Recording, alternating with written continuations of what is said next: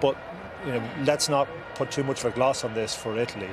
I thought on the evidence today, it'll be another 36 games before they win a game in the Six Nations. They're not getting any better. They're not. And I think the issue here is that unless there's sort of fundamental change and investment in Italy, the drumbeat for South Africa to be in the Six Nations is going to get louder and louder. They had a starting hooker today who has played 3 professional games of rugby.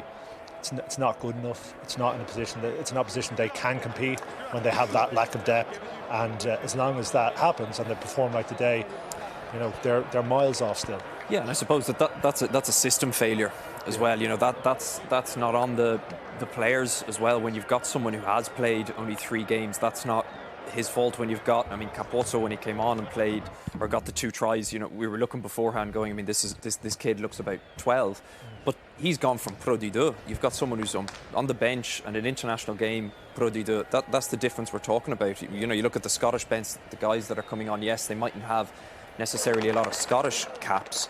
Tuipulotu, maybe not. Velicott, I think that was his first game, but they're playing consistently week in, week out, and that's a systematic failure. Yeah, but I suppose the point is, it doesn't really matter whose fault it is, if it's players' attitude or whether it's systematic failure. We're dealing with the net result, which is, as Shane says, there's nothing to suggest it won't be another 36 matches. It doesn't really matter whose fault it is. Of course, yeah, and I understand that, and I'm sure from the neutral point of view, that's not exactly a game of rugby that you want to watch. We were here a few weeks ago for the Italy-England game, and that was a tough game to watch. But at least, we're not. Well, I'm certainly not expecting a miracle from one week to the other. Was that performance better from an Italian point of view? Yes. Was Scotland's performance acceptable?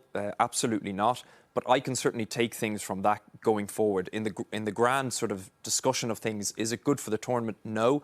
But Shane is right saying that investment is needed to make it more competitive. But I don't believe it'll be another 36 games until Italy get a victory. I don't believe that. The problem with international rugby is that it's the result of long-term athletic development.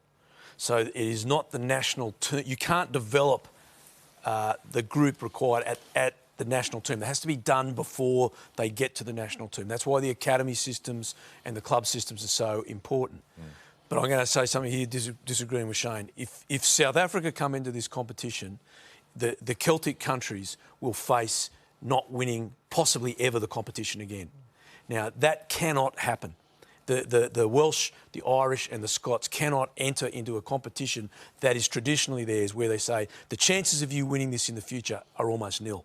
That is equally. Sure, that is equal. No, how are you going to win? How is Ireland or Scotland or Wales, even today, going to go down to Pretoria at altitude in summer and win? I don't think that's the actual debate, and because I think that could happen. Depending on the year, I think it would become very difficult to win a Grand Slam under those circumstances. Very difficult. You can lose your away games. But that's and you can still win a championship, and I would say that. But that's not the point. That's not the point I'm making. I'm not saying I think South Africa should be in this. I'm saying that they shouldn't be in this tournament.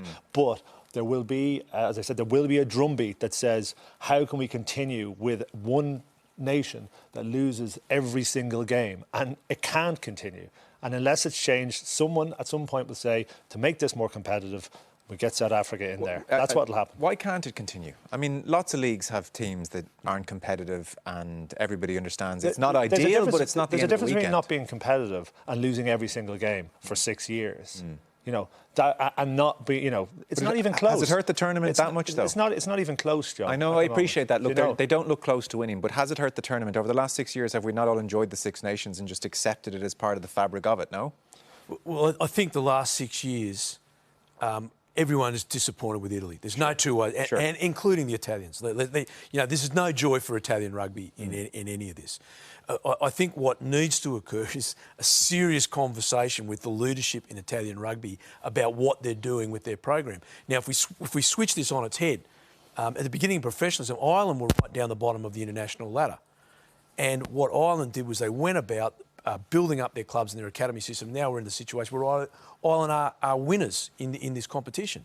So the answer is not going to be solved in 12 months. Sure. And if we look at the French are going to win a Grand Slam at the end of an 8-year plan, right? That started when these kids, the current players, were 17, 16 and 18. That's what Italy has to do. Now, the trouble is, what we're hearing the opposite. That they're taking out of their systems, and that's the grave worry. Quick last word. There's Jeff. a vested interest in the other teams in this competition making sure that Italy are better. 100%. And that's what the 100%. focus needs to be. You look at it in other sports, especially in the US. Nobody wants a rubbish team that doesn't win any game. That's not what it's about. It's equalising the teams for better competition, more interesting, more viewers, more followers, more everything. Okay, we'll pick up.